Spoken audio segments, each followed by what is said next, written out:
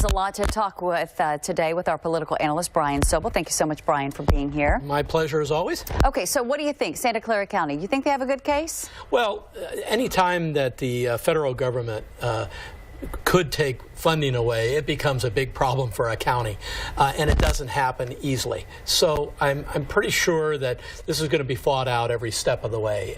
It's like a number of other funding packages. You know, federal government offers a carrot and stick approach on all these things. Yeah.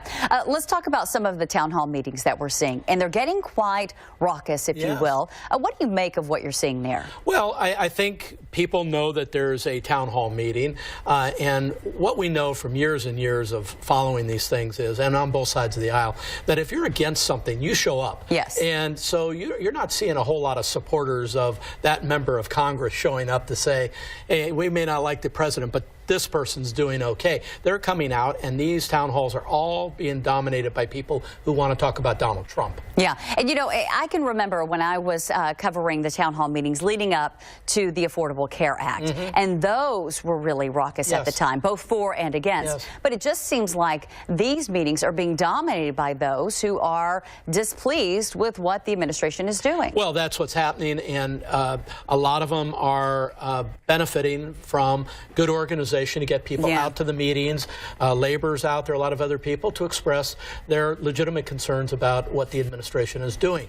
But the individual member of Congress, as an example, is not necessarily reflecting, especially in the western part of the United States, what the president's doing. Yeah, I heard one elected official say, hey, you know, I am an elected official, I can handle this, but it's obviously what he or she does when they get back to Washington in regards to relaying that message, if you will. I want to talk about something else. President Trump really getting a lot of criticism for his stance when it comes to transgender rights. You have this young woman, she's saying at his inauguration, Jackie Ivanko was her name. She tweeted today that she's disappointed. Turns out that she has a sister who is transgender. She says that she would like to meet with the president, both she and her sister, to talk about transgender rights. Well, to the extent that Trump says he's willing, President Trump is willing to meet with everybody. Jackie Ivanko would be on that list, and her sister. You know, a lot of policies that come out of Washington, D.C., in fairness, are not all Donald Trump policies.